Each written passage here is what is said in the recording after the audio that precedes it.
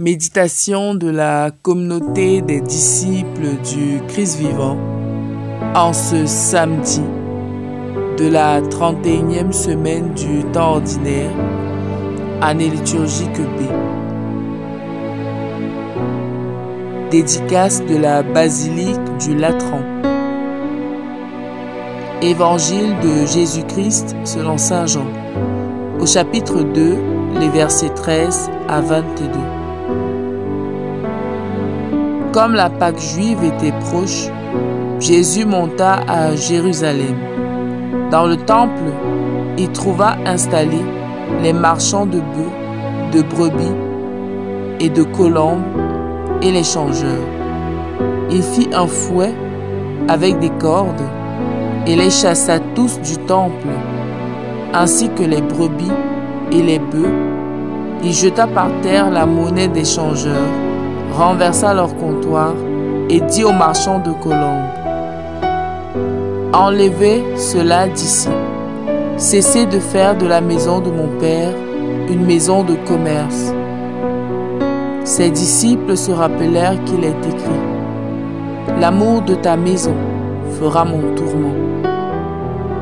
Des Juifs l'interpellèrent: quel signe peux-tu nous donner pour agir ainsi? Jésus leur répondit: détruisez ce sanctuaire et en 3 jours, je le relèverai. Les Juifs lui répliquèrent: il a fallu 46 ans pour bâtir ce sanctuaire, et toi, en 3 jours, tu le relèverais. Mais lui parlait du sanctuaire de son corps. Aussi, quand il se réveilla d'entre les morts, ses disciples se rappelèrent qu'il avait dit cela. Ils crurent à l'Écriture et à la parole que Jésus avait dite. Acclamons la parole de Dieu.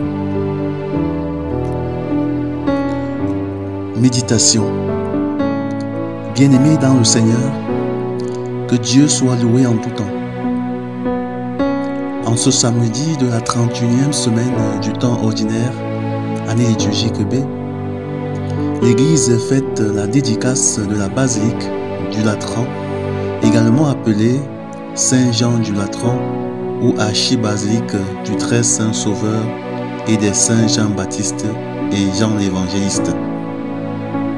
Avant d'entrer de plein pied dans notre méditation, voici 5 informations importantes sur la basilique du Latran pour enrichir notre culture spirituelle.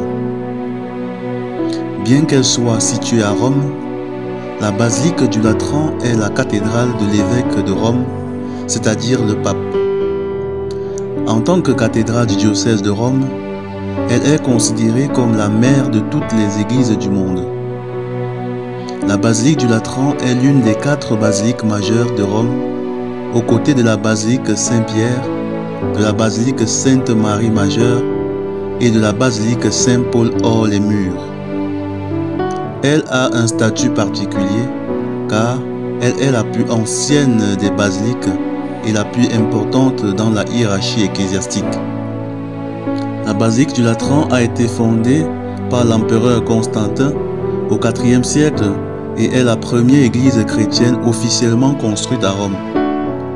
Elle fut le siège des papes pendant de nombreux siècles, avant le transfert de la résidence papale au Vatican.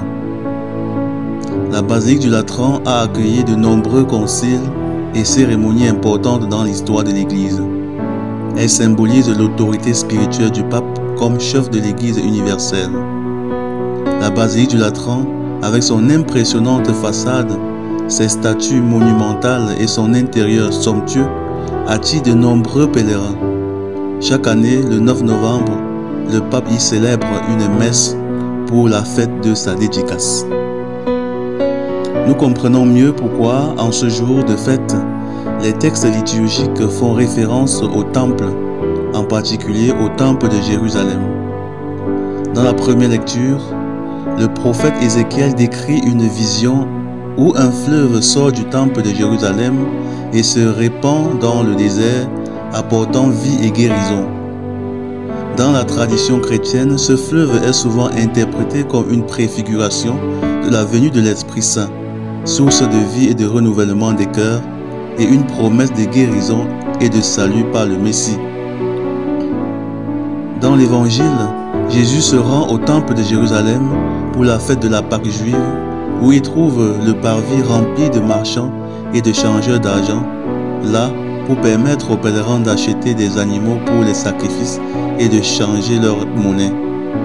En chassant les vendeurs et les changeurs, Jésus montre son indignation face à l'utilisation commerciale de ce lieu sacré.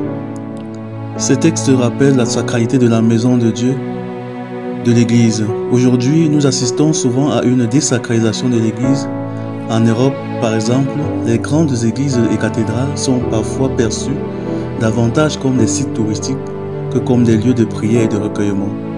Monseigneur Aupetit, ex-archevêque de Paris, rappelait d'ailleurs lors de la réouverture de Notre-Dame de Paris après l'incendie que cette cathédrale est un lieu de culte, c'est sa finalité propre et unique. Il ajoutait: il n'y a pas de touristes à Notre-Dame. Alors, quelle est notre attitude envers notre Église?